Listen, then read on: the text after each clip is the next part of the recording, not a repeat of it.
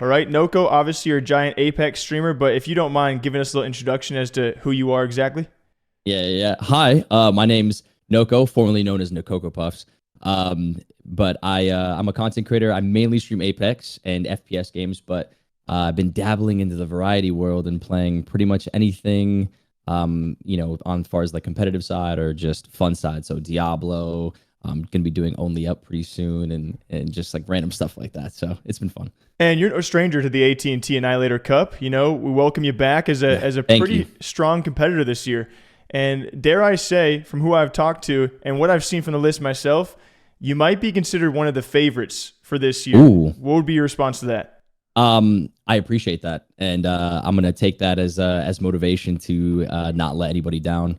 But yeah, no, I'm definitely ready for it. The number one, the back-to-back champ is there, and I can't rule him out. But I'm sure as hell gonna put a lot of practice in those games like he did last year.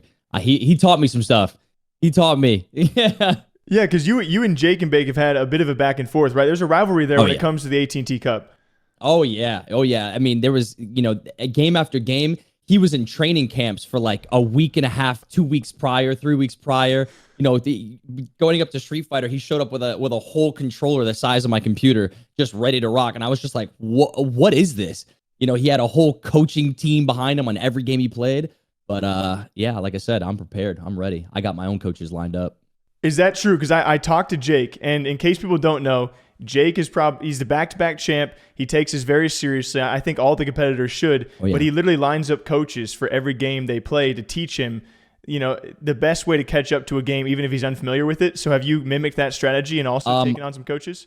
Yeah, no, I have. One of the main games, I believe Street Fighter 6, I believe is one of the games.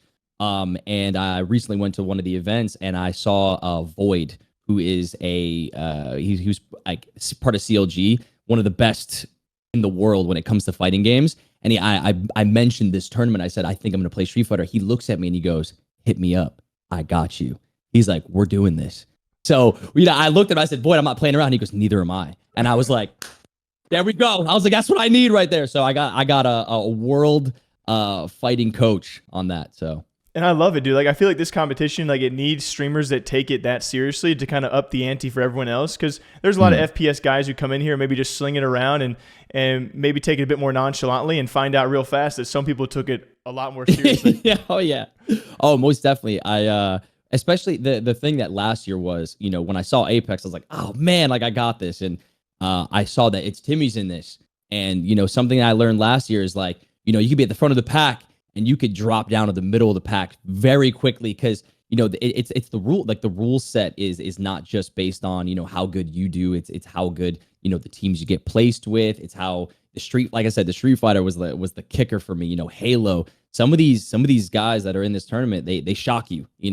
I don't rule anybody out. Lyric last year. Big shout out to him, but he was insane at Street Fighter and just bumped up the list like huge. Counter-Strike, same thing. So like I said, I'm gonna remain humble but focused. Yeah, it's good to hear. Do you feel pressure heading into this year? I do. Mainly because I don't want Jake to win again.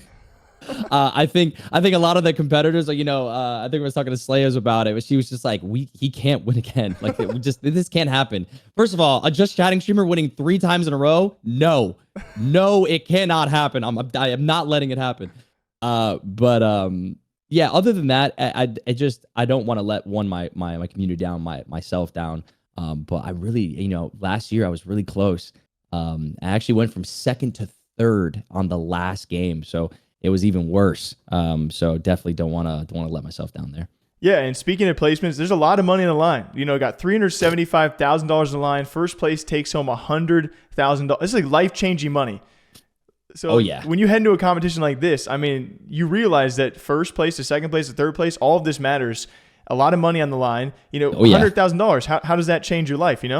Oh, massive. I mean, that especially living in LA now, and the way that the streaming world has been very, very different from what COVID was in that bubble that everyone kind of had a big blow up. Things are definitely changing. That money is huge, life changing. That allows me to be stress free to stream the content that I stream every day, and allows me to take risks. whether that be jumping into different variety content, like being whatever I want. I don't have to stick to one thing. And I think that financial stability does massive, especially in this world. And we got 20 streamers. You said that you're not going to treat anyone like an underdog. You got to take everyone seriously. Who are you most fearful of, or do you think is going to be the strongest competitor this year? I have to re-look at the list, but looking quickly, obviously Jake and Bake. I did see Timmy on there, and 2 of the games, Timmy's one of those, again, FPS, that's his thing. I would say FPS. I think you had a tweet that you're like FPS god. So I think two out of the games, you have Fortnite in there as well. They're definitely playing to our strength. So I think he definitely has a strong advantage in the FPS world. But yeah, at the moment, I have everybody on my radar, man. I have everybody. I saw Tarik on there too. I know he's a competitor. I know he's hungry. So yeah, some big names in there. What's it like to be able to have a competition like this with a large amount of money on the line, and you get to go against some of the biggest streamers that you don't typically get to go stream with or stream against because of the games that are compiled? For me, that's my favorite part. Oh, no, you're good. You're good. So for me, that's my favorite part is my roommate. My favorite part is like huge thank you to AT&T first of all, because these are the creators that I watched. I know last year for me, got to play against Tim the Tap Man, which I don't know if a lot of people don't know my story, but that was like he was one of the main reasons I got into streaming 10 years ago. So to be able to play against him, Lyric, who I watched a bunch, that was like unbelievable. So this year, I'm seeing some of these big names in here. Even seeing Tarik on that list, and just I may not know him, personally or watch his content a whole bunch, but I just know how much he's done for the Valorant scene and that thing. And it's so cool, kind of like a little shocked. I'm like, whoa, like I'm playing against these guys who just kind of changed the industry, or ahead of the pack in the industry that I love. And it's humbling and it's amazing, and I'm excited.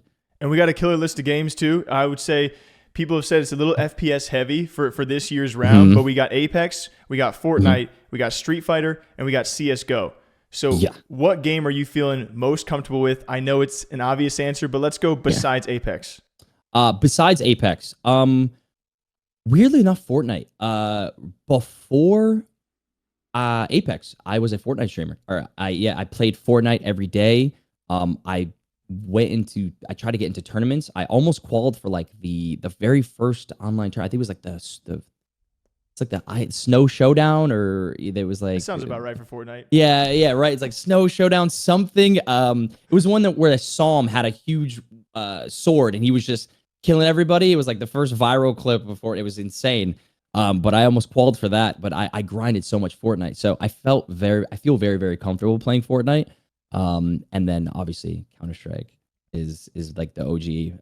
I've been playing that game for 15 years plus. How does someone like you stay connected with your fans outside of streaming? Obviously, you stream ridiculous amount, but how else are you staying connected with your community and fans? That is something that I honestly wish I was better on. Discord is something that I wish I utilized more. But for the most part, I respond to some Instagram DMs that people give me, like whenever I post stories. But Twitter is like my main piece where I'll say something or I'll comment on people's posts. I think Twitter is the easiest because it's just, you see a clip real quick and it's somebody in the community can just tag you and you instantly see it. And I've gotten comments in recent times being like, just, either they just killed me or I just got killed by, or, they're doing challenges and like, I got Noko in my game and we won and it was crazy. And I can just easily comment on it and be like, keep grinding, keep pushing. And then I think that's those quick little moments are it feels good. Yeah, and I mean, I'm sure streaming has to be a freaking grind. Like you said, it's also changed a lot ever since COVID. But with all that you've achieved so far with streaming, how has streaming changed your life? I could answer that question. So I can talk for like 20 minutes, but streaming is, I've been playing video games my entire life. And for a lot of people in recent times, streaming kind of is new to the world and new to the scene and stuff like that. But when I was a kid, I always knew I wanted to play video games professionally. That was like my biggest dream ever since I was a kid. I mean, my dad, my brothers, we all had a cubicle set up side by side by side. My dad was Iceman, I was Ice Kid. Like that was our names. Like this goes back. So when I was 20 years old and kind of got into the streaming world, that was it was it for me. I was like, this is my dream. This is what I want to do. I would have conversations with my parents. I was working a full-time job. I was almost working 2 jobs while also streaming about 140 hours a month, while also working 45, 50, 60 hours a week. So it was one of those things of I always, this is it. This has changed my life. I get to wake up and live my dream every day. And one thing that I like to tell people to kind of highlight how happy I am is in the 4.5 years that I've been full-time streaming, I have not once looked at the clock. And I think that's a good way to kind of symbolize that I'm doing what I love and I'm living my dream. That's sick, dude. I only got a couple left for you. To date, what do you consider to be your biggest streaming achievement? Besides just making, there's so many moments, right? Besides just making it, there was a couple that I would say in the professional world where I got to hear the crowd like chant our, it was like CLG, CLG. That was like a huge moment. But I think, even though I didn't do so well in this tournament, I got to play in front of my family at Twitch Rivals in this past year. And that was amazing that my mom, my aunt, my brother, just everyone just, my mom, my dad, my brother, my aunt, all there, just sitting in the crowd. Just didn't matter if I got 20th place or first place. They were just smile, just so happy to be there, so excited. And they got to see, some of the fans come up and just, take pictures or, just congratulate me. And for them to see my hard work and everything that I pushed for, because, your parents have those conversations, you have those conversations and those memories of before you made it, be like, I'm going to make it. I'm going to make it. And they're like, I know. You have that hard parent conversation. You're like, but you gotta pay you gotta make sure you pay your bills. You gotta make sure you're healthy, you're safe, you're this, you're that, So I think it's for them to see your dream come to fruition. I think that's my biggest moment. Man, you had some great answers, but I got one last one for you. The floor is yours. Any message to all the fans and audience that are gonna watch throughout the next 4 weeks of the competition as we enter into it, or any message for your competitors, man? Message to the fans. Just thank you. Thank you for watching us, and thank you for supporting and allowing us to live our dreams. And I will always cherish that and always appreciate it. And to my competitors, I'm coming. All right, I'm here. All right. I usually do like a thing where I'm like, let's go, and that's how I feel.